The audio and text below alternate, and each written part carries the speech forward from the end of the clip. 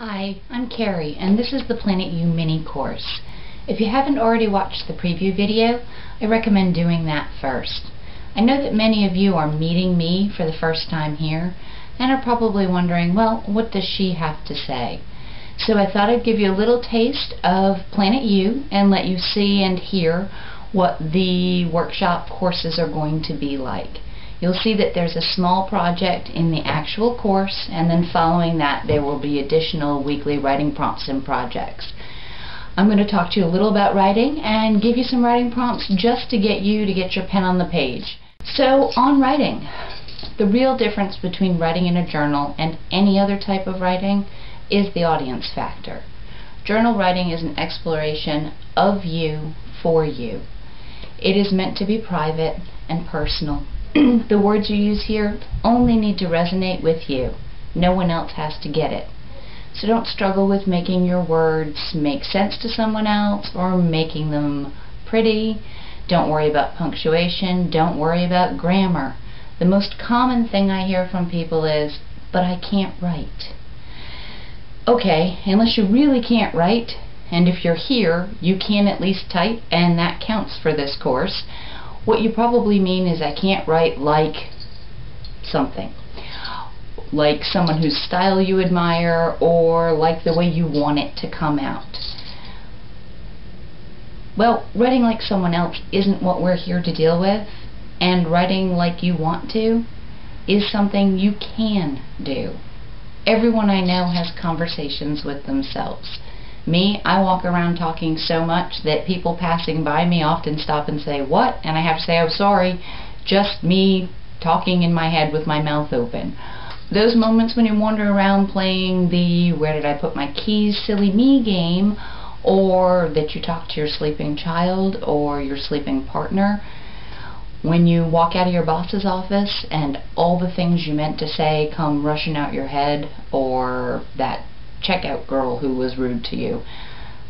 That is you writing. The next step is just put your pen on the page. You just need to start.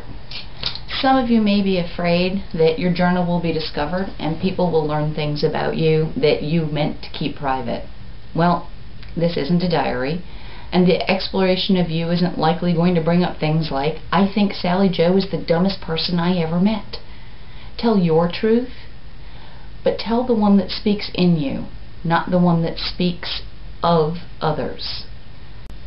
If after I'm gone, someone finds my journal and reads that I struggled with being a mom, that I have these terrible temper tantrums in my head that sound just like my 4-year-old saying, "But I want," and the illusion that being a parent came easily and that I was always a good mother is shattered, who gets hurt?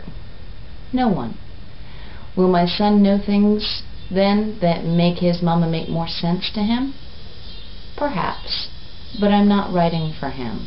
I'm writing to make more sense of me to me. And having a 4-alarm meltdown on paper is preferable than me screaming at my child or my partner. For me, writing is a lot like bringing a pot of water to boil. First, I'm going to need the tools: water, a pot, and a heat source. And then I need time, because you know when you boil water there's a good chunk of time that it seems like there's nothing happening. Well, I'm not very patient, so I tend to doodle, or I pick an idea and get that one word and write it a few times on the page. And then, there's a thought bubble, and that's the beginning. And sometimes I get a slow boil and not a whole lot comes, but I make some observations. And others I get this huge boil over mess. Life is a great big beautiful mess, and we really can't control that. We all have an unknown expiration date, and we're going to leave things unfinished, undone, and some things in a total state of disrepair, which actually makes that just like every other day. So if you're not writing because you're afraid of what you're going to leave behind, how clean is your house today? Could somebody walk in your bathroom and you not be embarrassed? It's really the same thing. there isn't enough room in your life to be worried about the space you're going to occupy when it's no longer your life. So writing, it's like climbing a tree. And you can stand there at the bottom and you can see the trunk and you can see the top and a few good branches, but you can't always see the way to get from where you're standing all the way to the top of that tree. So get a pen and get some paper and get this thought in your head for me. I used to want to, but, and I'll give you an example for me. I used to want to live in a big city. Now there's my tree trunk. I grew up in a small, secluded neighborhood, though the town itself was fairly large, but where I was tiny, 200 families. There's a branch. From there I'm going to go to being in a small community made me very aware of the things that I wanted that seemed different or strange. And there's another branch, and that gives me some Planet You words of the way I see myself or the way others see me. I thought in a bigger place I would seem less strange. Now there's a really good branch that really does say I am and others see me. As where I come from, people don't leave. I went away to college and I'm one of the few people I know who did.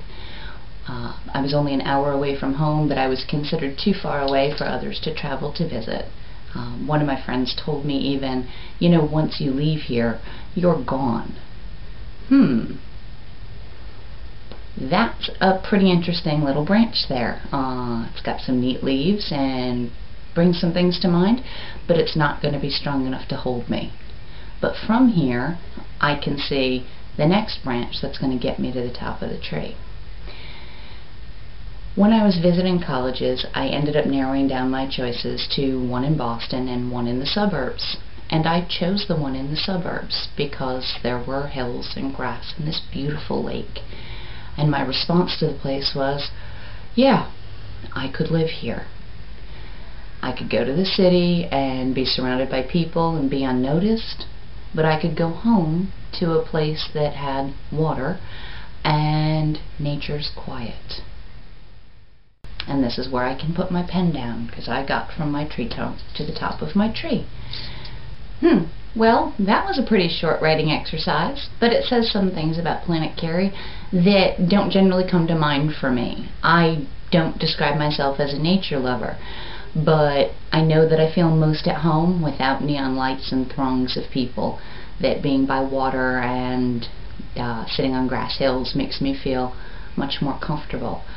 And those weren't things that would have been in my list when I talked about who I am and how I see myself.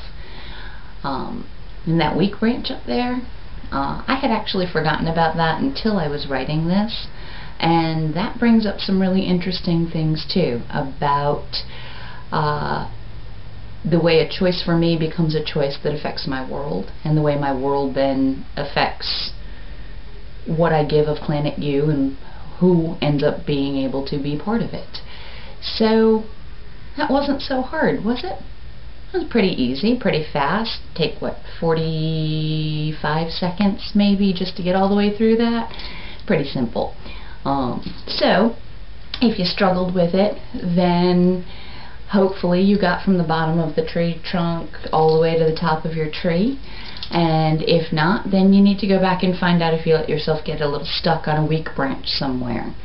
But I hope you've enjoyed the mini class, and your additional writing prompts follow. They are text-only file, and truly they're just warm-up to get you ready for the writing in the class.